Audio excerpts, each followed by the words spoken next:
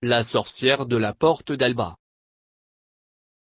Il y a longtemps, quand Ancre porte d'Albi n'existait pas, les résidents de la zone surnommée des Silucelles créèrent une ouverture long des murailles de frontière de la ville, pour pouvoir sortir du noyau habité et atteindre la zone extérieure aux murailles grecques, où il y avait un numéro important d'habitations, le plus souvent d'artisans.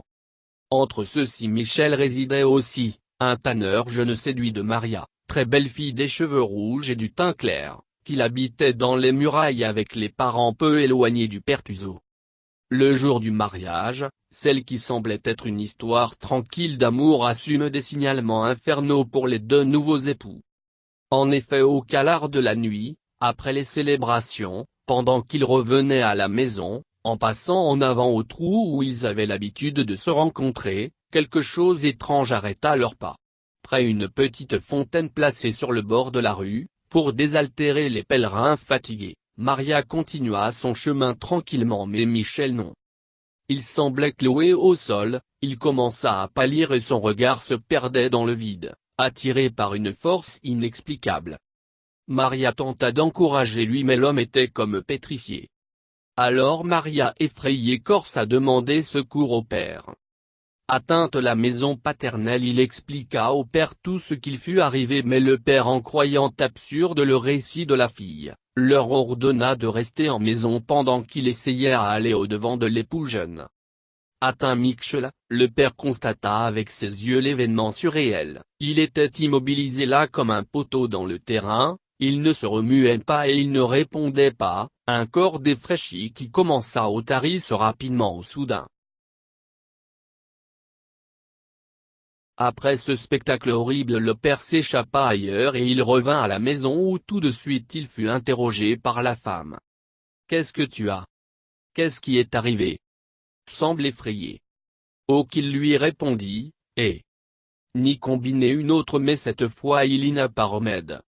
Maria, déjà de fillette, montrait un tempérament étrange, commencé par une tantôt sorcière au rite magique. Elle voyait et elle entendait choses que les autres ne pouvaient pas entendre ou voir, et pour celui-ci toujours elle avait procuré préoccupation aux parents qui tâchèrent d'une façon ou d'une autre toujours de cacher les extravagances de la fille.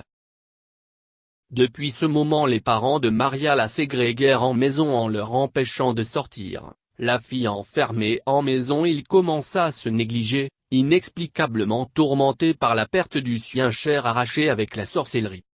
Avec le temps, l'amour commença à laisser place à la haine et l'aspect de celle-là qui était une très belle fille du teint clair et les cheveux rouges, des courbes douces, il devint bientôt effroyable. Maigre, à elle lui tombèrent les dents et les chapeaux, habillée d'haillons et yeux sanglants. Elle essayait continuellement enchantements et puissants élixirs, factures d'amour et de mort sur les garçons. On raconte que dans le voisinage beaucoup fussent frappés par maladies incurables qui frappaient adultes et enfants. Était-moi que les gens du voisinage ne voyaient pas les deux bien-aimés, et si fin à un certain moment ils crurent aux excuses fausses que les parents de Maria les inventaient pour à un moment donné justifier leur absence. Ils étaient remués de la peur et aussi insinués par les suspects des récits de quelqu'un qui avait vu se transformer dans une illustration horrible. Ils décidèrent de déferler en masse dans l'habitation, armés de bâtons et fourches et emportant avec eux une cage. Défoncés la porte, ils se dirigèrent vers le jeune, maintenant se flétri et vieilli. Ils la prirent avec un nœud coulant et contrainte de force à entrer dans la cage, ils la descendaient en rue. Maria lança un anathème. Tout d'abord vous le paierez. Tous. Vous, vos fils, vos petits-enfants. Tous. Vous la paierez. Puis il utilisa le nœud coulant pour s'étrangler et atteinte la ruse, son corps commença à se momifier, et justement s'effritait lentement comme il fit le corps du mari.